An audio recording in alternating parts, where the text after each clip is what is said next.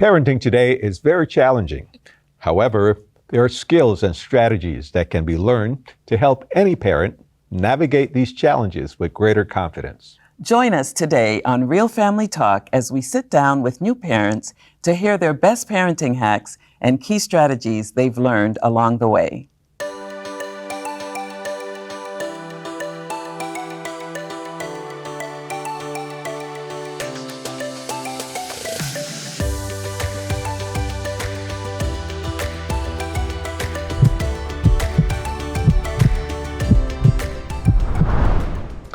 Welcome to Real Family Talk. On today's episode, we're bringing back new parents, well, relatively new parents, who have allowed us to take a peek into their parenting journey. Joining us today is Lerone and Murray Carson, Brandy and Justin Martin, Isel and Leighton Smith, and Natanya and Jason Vanderlane. Welcome back to all of you. Hello. Hi. Thanks for having us back. So we've been following your journey as new parents or relatively new parents for a little while, a few years, even before you had your first child. Tell us, what's new from the last time we had you on the show? And let's start with Lerone and Murray. Go. Hi, everyone. It's good to be back. So I think the last time we were on, we had just had our daughter, Zara, and Warwick, our older son, is now 4, and Zara is 3 years old. And Warwick is in pre-K, which is, a big deal. So we're having to deal with juggling schedules, school schedules for both kids. But it's been a good past couple years with both our kids and also with each other. Good. Yeah, and Zara just turned 3 this month. That's amazing. Happy birthday, Zara. All right. So what about Brandy and Justin? What's new with you guys? Well, we were just discussing, we said, did we have Nima last time? No, you did not. We You did only not. had one. So we have Nima, our 4-year-old. Oh, that's right. You had one. We have one, right. Nima, she's 4 now. And we have our 19-month-old. He just turned 19-month-old, Nolan, who just started daycare for the first time today. So that's fun. But we did a big move from Maryland to Florida. So that's been exciting, juggling, parenting, traveling, unpacking, boxes, new schools, new friends, new churches. So That's a lot. That's a lot. It is. It's been a little bit of a readjustment for everybody within the last 7-8 months, So it's been good. We've enjoyed our time down here. Yeah. Well, you guys didn't have enough with 2 kids, so you thought you would add to that, right? exactly. Sure. All right. What about Jason and Natanya? Hi, happy to be back. We had just Luther last time. Now we have Luther and Zora, so a 3.5 and 11-month-old. And what else? Yeah, and we recently, similarly, we moved in this past summer from Vermont to Michigan. So now we're at Berrien Springs. I'm doing my MDiv at the seminary here. Oh, that's wonderful. When Jason just broke in, I thought he was going to say, and now we're getting ready to have a third one, but bite your tongue. You guys like cold places. The other ones are in Florida. You're in the cold. Apparently, okay. What about Leighton and Isel? Hi, guys. Thank you for having us back. Last time we only had Gabby. She's now 6 years old. She'll be 7 this summer, so she's in first grade, elementary school. And then now we have Micah, who will be 2 in May. He is a little toddler, a boy liking all the sports and vehicles. And we also made a big move, not only from a place, we moved from Miami to Key West, but we also made a move in our careers. So Leighton is now an officer in the Navy for the United States, and I am a stay-at-home mom. So I've been a stay-at-home mom now for 2 years, from working full-time as a nurse for over 7 years. So it's been a big change, but we're very happy. Yeah, it's been a good transition so far. It was difficult in the beginning, but we've made the adjustment, and the kids have enjoyed it. We have as well. Yeah. So, guys, wow, everyone has gone through several significant transitions. So, how has this impacted your parenting journey and juggling life as parents and your relationship as well? Anybody want to jump in on that? I guess we can jump in. For us, the transition, especially for our daughter, was challenging. She knew Miami or home. We bought a home in Miami, and when we made the transition to Key West, and I made the transition to being in the Navy, I had to be away for about 4 months, and so that was tough. It was challenging being away from seeing Gabby. Itzel was pregnant at the time, and so having to deal with two transitions, transitioning into the Navy, then also expecting Micah was challenging. But we were able to overcome it by taking it one day at a time.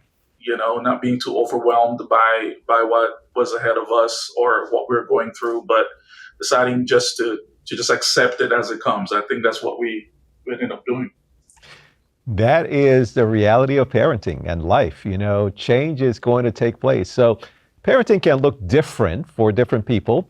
How would you identify your parenting style? Do you and your spouse have a similar style? And how do you think that's impacted your parenting life? Let's go to, Natanya and Jason. Excited to jump in.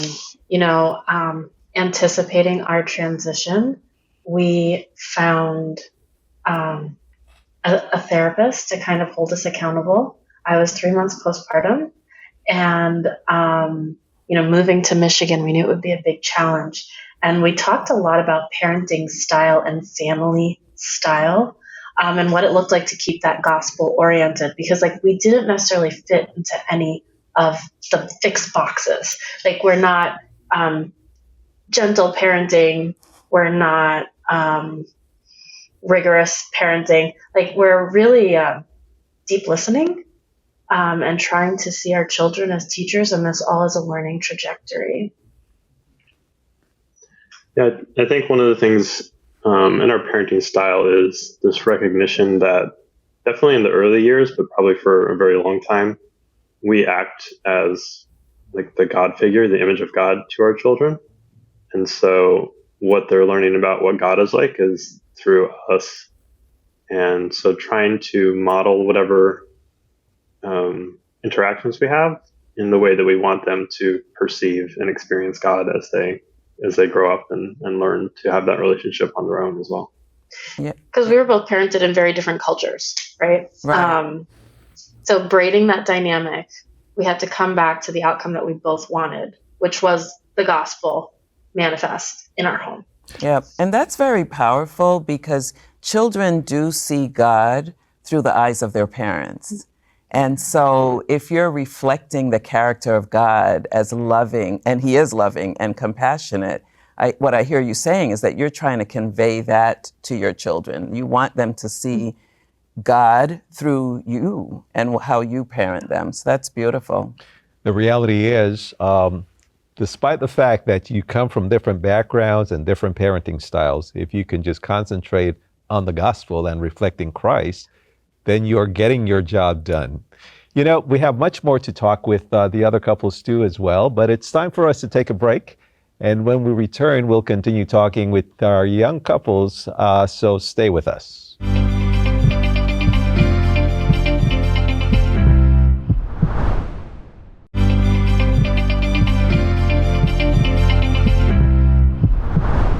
Today on Real Family Talk, we're talking with 4 couples about their journey as parents. That's right. And before the break, we did some catching up and talked a little bit about different parenting styles. And we want to talk some more about that let's go to Lerone and Murray, and then we'll go to Brandy and Justin. Okay, so I think we shared this with you before, but since we last talked, on this show, I ended up losing my job, and so was out of work for a few months. And that was a very interesting period of faith and trying to trust in God. And the interesting thing was not knowing exactly how finances were going to work, not knowing exactly how it was going to come through, not knowing what I was going to be doing. Because the last time I was looking for a job, I was just finding things, and then this time it was very slow. But going through that and trusting and singing songs to my kids to put them to sleep was a very transformative process, I guess, for me. It helped me, I believe, to grow my relationship with God and to trust in my wife more. And so I think that kind of helped to bring us together, which is kind of strange. And then I ended up working for the church, which I thought I would never do. So, God has a funny way of... God has a good sense of humor. Yeah, he has a very good sense of humor because Lerone didn't want to marry a pastor, and then she became one, and I thought I'd never work for the church, and here I am. And so throughout all that, we established like a prayer circle with our kids that we try to do every night, and just trying to make sure that, in terms of modeling God and doing what we, having a culture that we want for them when they get older. What I want to draw out from what you've said, and even what Natanya and Jason were saying, is the importance of your couplehood. Even as you are parenting, not forgetting that you're still a couple and that you still need to nurture this relationship if you're going to be effective parents. And I want the audience to really hear, as you guys are talking about this, that you're saying we. Even though we may look at things a little differently, we want to come together and present this image of God to our parents, to our children. We want to present how the Bible can be helpful to our children. So thank you for sharing that. And I'm happy to hear you say that you are working for the church. I know that your background is engineering, and hopefully you're able to transfer some of those skills to use in the church. I don't think we heard from Lerone much. If you can say a little bit more, Lerone, it'd be great to hear your perspective on parenting styles. So Murray and I, we have a little bit of a different approach to parenting. But what we have tried to do is we identified the core values for our family: kindness. We want to raise loving children in a loving home and environment. Consistency is important for us, independence, and definitely having God at the center of their lives and in all that they do. And so those core values drive the various ways that we approach the children. We do collaborate a lot. We talk to each other just to make sure that we're on the same page. So even though we approach it a little differently, Murray's a little more on the firm side. I'm a little more on the permissive side. But we use those. We look at those core values as the things that that drive where we want to get to, the outcomes that we're looking for, and then just a lot of making sure that we're on the same page, talking to each other to ensure that we are we're bridging the gap for some of the differences that we bring as well. Thank you for sharing that. I would like to hear from Brandy and Justin on that.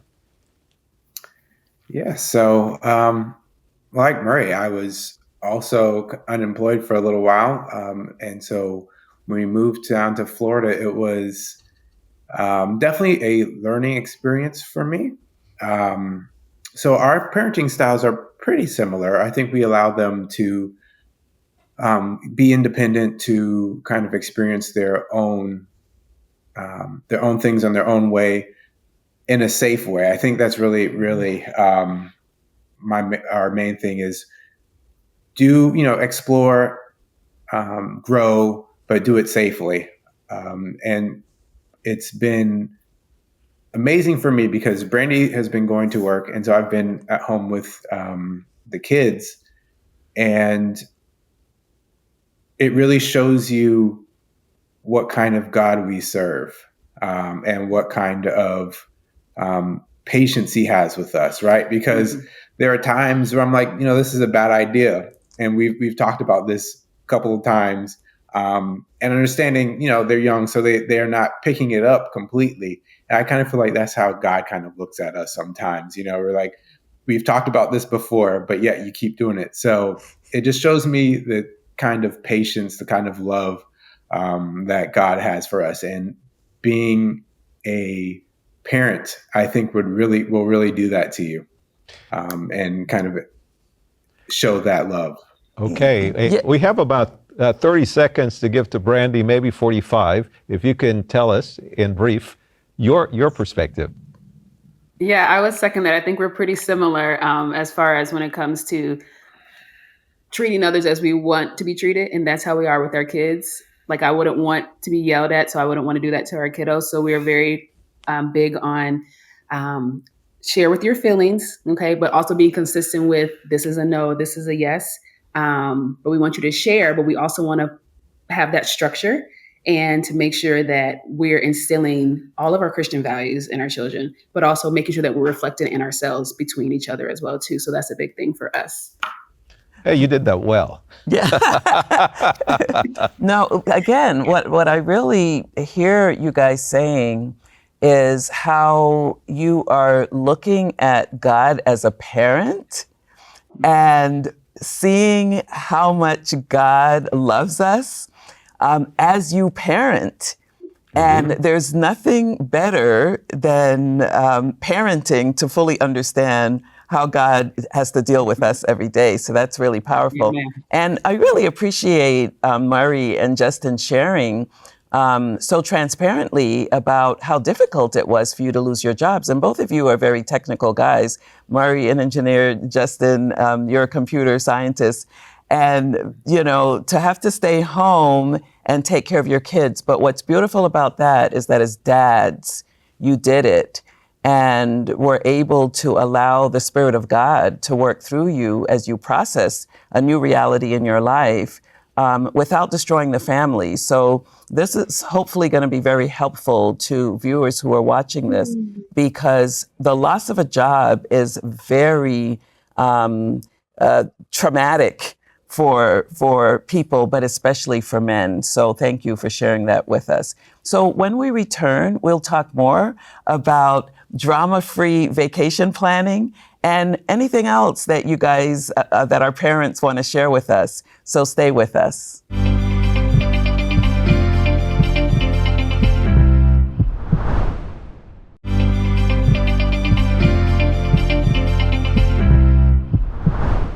We're back on Real Family Talk with our couples, Lerone and Murray, Brandy and Justin, Itzel and Leighton, and Natanya and Jason. So we have been following their parenting and couple journey for a few years. And guys, thank you so much for allowing us to check in with you. Before the break, you were sharing a number of things about your parenting styles. And now we want to just fast forward and talk about some of your vacation planning and some other stuff in your family life with your children. Let's begin with Itzel and Leighton. Talk to us about your vacation planning. Well, we sure love a good vacation. And the best hack and the ways to not get in conflict and just plan a stress-free vacation is for Leighton to allow me to plan it. And we worked it out so well that he just knows that I'm just the best planner. And it doesn't bother me that he's not a part of the planning, because at the end of the day, when we go to the vacation, we all enjoy it. So it's like we both came to understanding of our strengths. And he drives because he's a good driver, but I am the one that knows at what time we leave, where do we park, where do we go, what restaurants. So I do all the planning. And then for the children, just as many items, favorite snacks, things that they really like, just bring all of that with us. And at home, again, we have our 6-year-old that is almost 7, and she wants to start playing with friends. So what we recently did is that we get her a walkie-talkie, even if she plays downstairs in the garage, or that way she can move a little bit more. But she knows that she has to communicate with us. So that's just some of the Nice. hacks that we've been using for our family. Nice. I'd love to hear from Leighton as to his approach to this vacation planning and how that works for him. It works great. Excellent. My wife does the planning. And it's something she enjoys. But one of the things that I try to emphasize especially we just got back from Disney World, something we'll do is maybe get a larger vehicle. It's a 7-hour drive from Key West to Orlando. And so try to get a bigger vehicle so the kids have more space. There's more, we take frequent stops, right? So if my daughter says, "Hey, Dad, I'm hungry," we'll stop. Sometimes we can focus on trying to get to the destination at a particular time. So I try to be as relaxed as possible, so there's no stress while we're traveling or while we're going on vacation. Wonderful. After all, that's what vacations are for, right? To relax, to have a good time as a family. And sometimes people make it more of an issue. Yeah, of fighting. don't destroy the family trying to get on vacation. Yeah. So that's really good. All right, how about Justin and Brandy? Okay, so traveling hack for us, for one, is potty training. Biggest thing is with 2 kiddos, it's always not fun to go into a bathroom and tell them not to touch anything, all those things. So if I can avoid the bathroom, I can. I have a little potty seat in the back seat of my trunk with wipes, with diapers, all that there. So when Mimi has to go to the potty, I want to get to it fast and create that consistency. That's and brilliant. I put a little seat pot in the back of the car and has a little garbage bag. She sits on it. She loves it. She does her wipes, and Nolan's watching, so he knows that's where he's going next. And it's very helpful to do that, and that's really good. Of course, with traveling, snacks, they both need to have them. They both have their own snacks together, and tons of activities, but we distribute them at different times, not giving them all together. And then very lastly, we'll try to use the tablet or the phone to try to kind of distract when we really need to get a breath and get some chill time. So yeah, cool. I love it. Justin, did you want to add anything? So one of the things, and I know it's harder for some people, but when you're driving, I recommend driving at night if you can, right? Because the kids are sleeping. I know the parents might be a little bit more tired when we get there, but at least you'll have that peace for whatever the 8-10 hours it is. And then if you're doing a longer flight, I would suggest getting kind of like an inflatable bed. We took a trip and we were able to blow it up, and Nima was able to sleep on it. So she was comfortable. That means everybody else around us was going to be comfortable as well. Okay.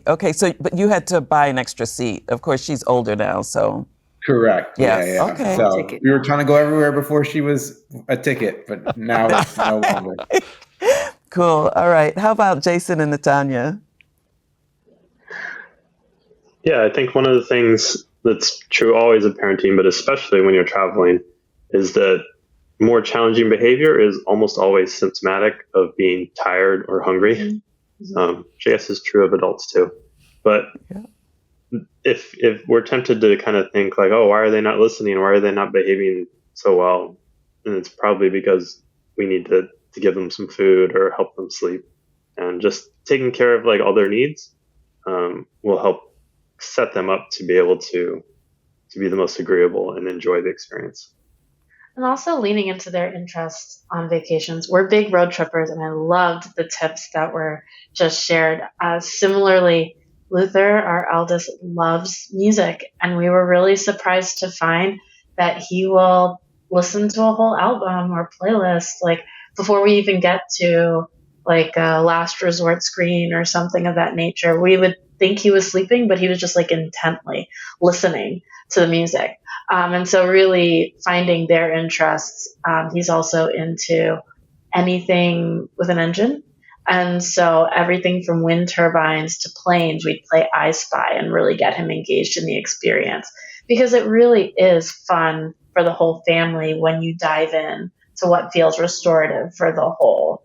And I'm all for really moving with their flow. So drive when they sleep and take those longer breaks, right? It's not so much the destination as the journey as well. And so we find fun things on the way. Maybe it's a museum. And for us, it might not feel practical to have like stopped for 2-3 hours on a road trip before, but now it's just part of the fun. Right. And Awesome. it really makes things better. That's really awesome. Murray and Lerone. Yeah. So lest people think that Justin and I are in cahoots, or maybe people have tried traveling at night. We have gone on a couple trips to Ohio, and on the most recent one, which I think was 2 years ago, on our way back, we thought, you know what, we could wait till the morning and then drive then, or we could try to drive while the kids are asleep. And that worked for maybe 4 of the hours. And then Zara just decided to cry nonstop for the rest of the way home. So we can't necessarily endorse the whole driving at night thing, but if your kid good with it, go for it. But our more general advice, we tried to fly down to Florida because Laron's parents are there. And the hack, I guess, would be try to go somewhere where you have some support.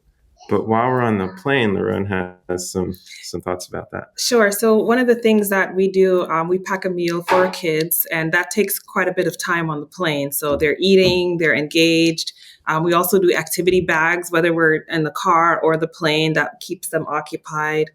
We do audiobooks, we podcasts that they can listen to. And one of the things that we've found helpful for ourselves is whenever we go on vacation where there's a family or friends, Murray and I will take a mini vacation in the middle of that vacation. Yes. So that's also for us to get away and just have some time to ourselves. That's a great idea, too. It's a wonderful idea. Yeah, indeed. Wonderful. You know, as we close, we want to encourage you to put God at the center of your family, and let him lead in everything you do. And you guys have mentioned it. As it says in Joshua 24:15, as for me and my house, we will serve the Lord.